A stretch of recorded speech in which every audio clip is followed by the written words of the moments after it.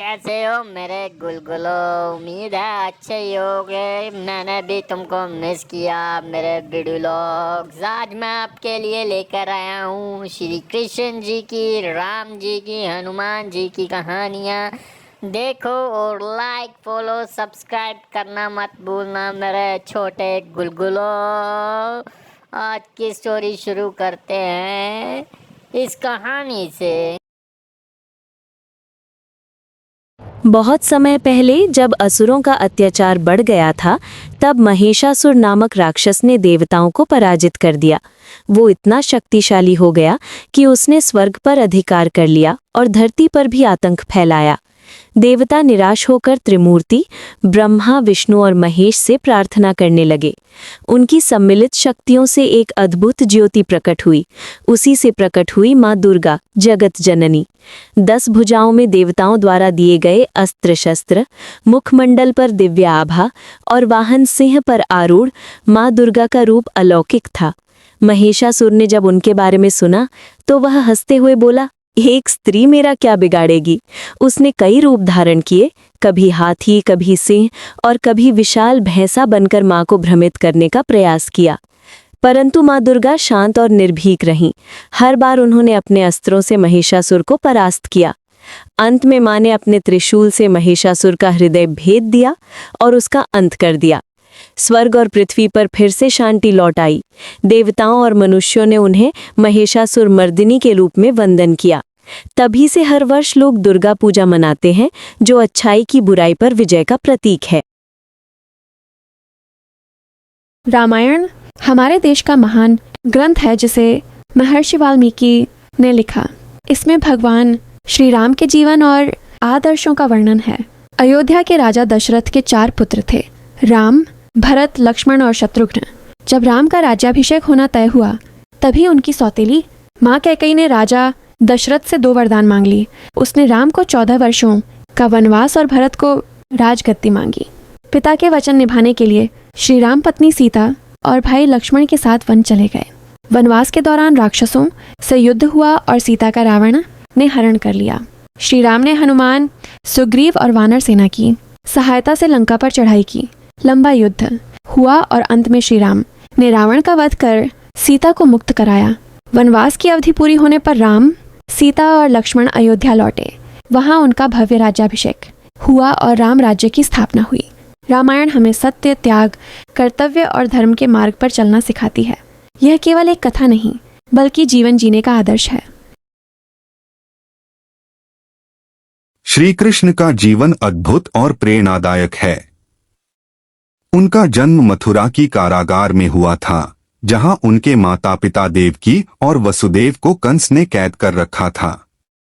कंस को भविष्यवाणी मिली थी कि देवकी का 8वां पुत्र उसका वध करेगा, इसलिए उसने उन्हें बंदी बना लिया। 8वें पुत्र के रूप में जब श्री कृष्ण का जन्म हुआ, तब वसुदेव ने उन्हें रात में यमुना पार कर गोकुल पहुंचाया और नंद यशोदा को सौंप दिया। गोकुल में कृष्ण ने बाल्यावस्था से ही अपने अद्भुत लीलाओं से सबको मोहित कर लिया। उन्होंने पूतना राक्षसी का वध किया, काले नाग का दमन किया और गोवर्धन पर्वत उठाकर इंद्र के घमंड को तोड़ा। कृष्ण अपने बांसुरी वादन और रासलीलाओं से गोपियों के हृदय में बसे रहे। उनका जीवन केवल आनंद का प्रतीक नहीं था, बल्कि धर्म और कर्तव्य का संदेश भी देता है। महाभारत में वे अर्जुन के सारथी बने और युद्ध भूमि में उन्हें गीता का उपदेश दिया, जिसमें उन्होंने कर्म, भक्ति और ज्ञान का महत्व समझाया। श्री कृष्ण का जीवन हमें सिखाता है कि चाहे परिस्थिति कैसी भी हो, धर्म का पालन, सच्चाई और कर्तव्य ही जीवन का मार्गदर्शन होना चाहिए। वे केवल भगवान ही नहीं, मित्र, मार्गदर्शक और जीवन के आदर्श भी हैं। हनुमान जी का जन्म अंजनी और केसरी के यहाँ हुआ। वे पवन देव के आशीर्वाद से उत्पन्न हुए, इसलिए उन्हें पवन पुत्र भी कहा जाता है। बचपन में ही वे अत्यंत बलशाली और चंचल थे। एक बार सूरज को फल समझकर निगल लिया, जिससे तीनों लोकों में अंधकार छा गया। तब देवताओं ने उन्हें आशीर्वाद और अपार शक्तियां दी। रामायण में हनुमान जी का महत्व विशेष है। वे भगवान श्री राम के परम भक्त और सेवक हैं, जब रावण ने माता सीता का हरण किया तब श्री राम की खोज में हनुमान जी लंका पहुंचे। वहां उन्होंने सीता माता को आश्वासन दिया और अपनी पूंछ से पूरी लंका जला दी। संजीवनी बूटी लाकर उन्होंने लक्ष्मण का जीवन बचाया और राम रावण युद्ध में महत्वपूर्ण भूमिका निभाई।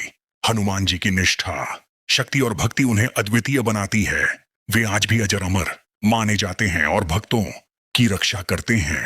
हनुमान जी हमें यह सिखाते हैं कि सच्ची शक्ति भक्ति, सेवा और निष्ठा में है।